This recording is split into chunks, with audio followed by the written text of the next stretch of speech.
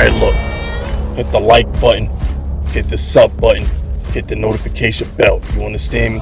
Subscribe to my channel. Follow me on Twitter. Follow me on Instagram. Join this Fisk Unit army and get Fisk Unit tough.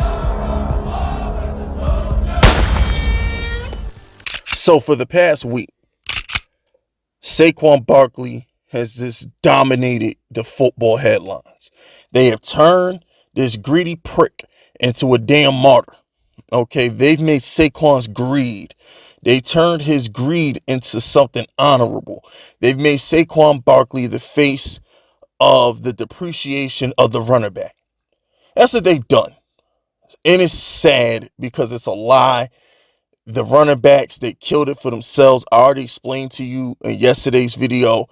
Derrick Henry, Nick Chubb, those guys settling for less than Kamara and McCaffrey is what killed the running back market. Zeke, it did it the right way. If you look at it, Zeke got maximum dollars. Zeke didn't settle for no BS contract. He got the most he could get.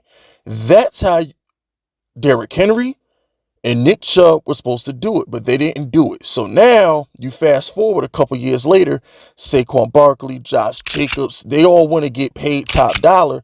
Well, nah. Nick Chubb getting 12.5. Derrick Henry getting 12.5. Why should I give you a contract like Kamara or McCaffrey? See where I'm going with this? Could you imagine if Joe Burrow took $45 million instead of the 50-something million that Hurts and Lamar got? How can Justin Herbert ask for more than Herbert? You get where I'm going with this? How can Trevor Lawrence then ask for more than Justin Herbert and Joe Burrow? That's how markets get depreciated. You feel me? So the media has been giving Saquon Barkley this martyr treatment, and it's bothering me because all the Giants have done is what everybody else is doing. The Giants have followed the market. They're an analytically driven team. They're younger, and they're not going to fall for the BS that Gettleman would have fought for. Gettleman would have paid Saquon Barkley. Let's call it what it is. And we would have been the laughing stock of the league. The media could not wait to laugh at the Giants for overpaying Saquon Barkley and saying we're stuck in the old age, we're not advanced. Or, like all the stuff they used to laugh at us about. Remember, it got to a point where Dave Gettleman had to come on a press conference and say we hired some computer people. Remember that?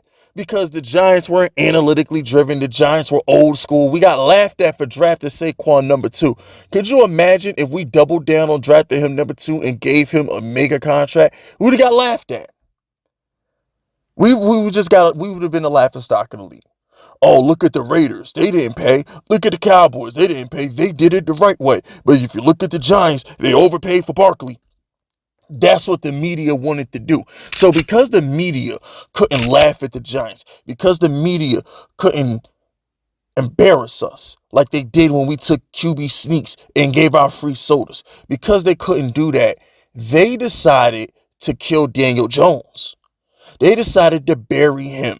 They want to divide and conquer. They want to ruin our season. They want to kill our locker room from within. You look at Michael Lombardi. Michael Lombardi goes out there and says that because they paid Daniel Jones, the rest of the locker room's angry. And the rest of the locker room looks at Daniel Jones and says everybody else should get paid because they know he's not the best player. Remember when Michael Lombardi said the Giants are going to suffer from the disease in me? He said that. Remember Joy Taylor came out and said Saquon Barkley's the whole team. Without Saquon Barkley, we're going to go winless and all this other stuff.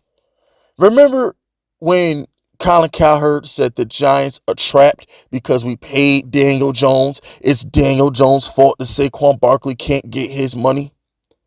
The whole media, Nick Wright goes out and says that the Giants didn't overpay for Daniel Jones. They could have paid Saquon Barkley. The narrative has become that the Giants have screwed Saquon Barkley by giving Daniel Jones a contract.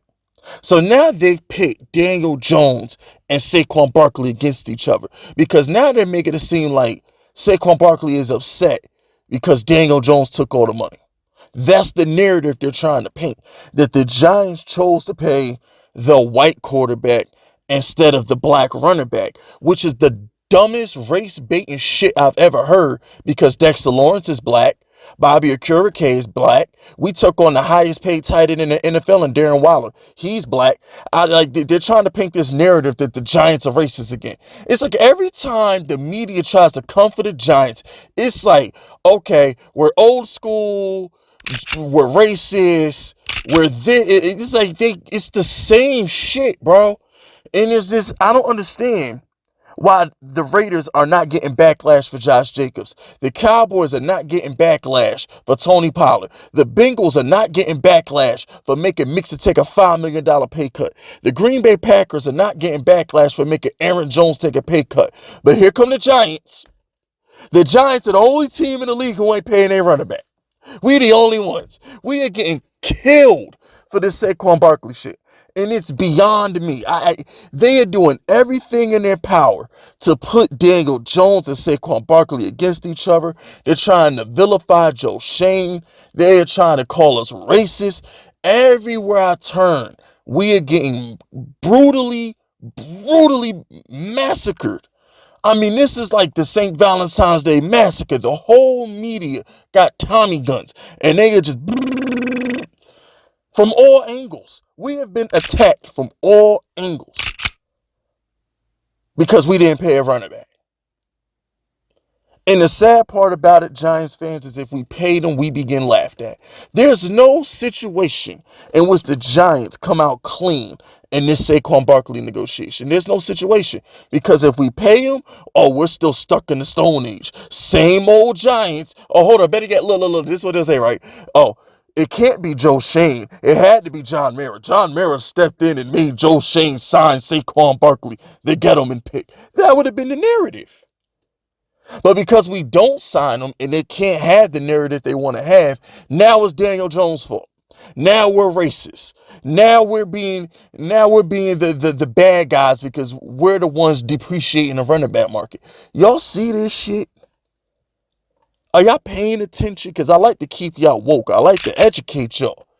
That's what y'all come to me for. Y'all come to me for the truth. You go to them other YouTube content creators because you bored and you want to hear some bullshit. But when you need that real, when you need to be educated and need to know what the hell is going on, you click on Fist Vegas videos. And the truth of the matter is, this is bigger than Saquon Barkley. This is New York Giants hate.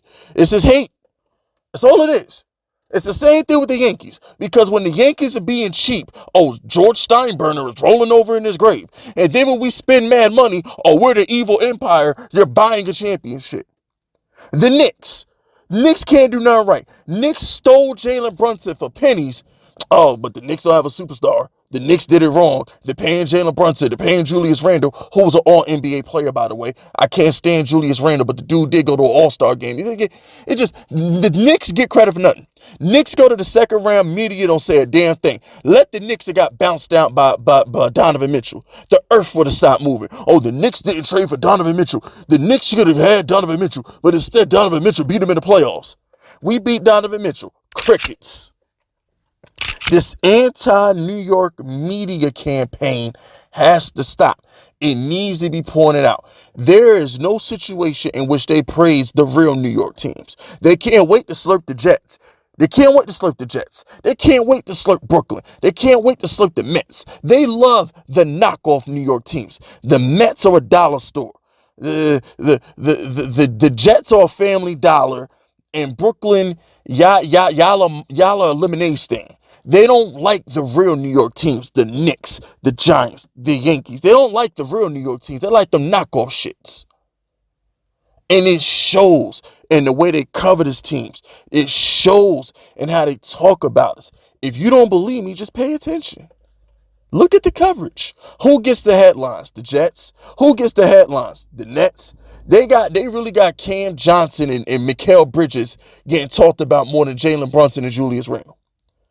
If you look at baseball, all they talk about Verlander, Scherzer, the new owner.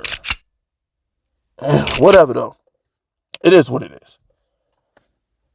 You cannot divide a wedge between the Giants. You know what I'm saying? In the words of the great Troy Ave, no fuck nigga formed against me shall prosper. No fuckboy media member formed against the Giants shall prosper. Comprende? That's it, that's all. Subscribe to the unit if you rocking with me. My name is Fist Vegas, and I approve this message.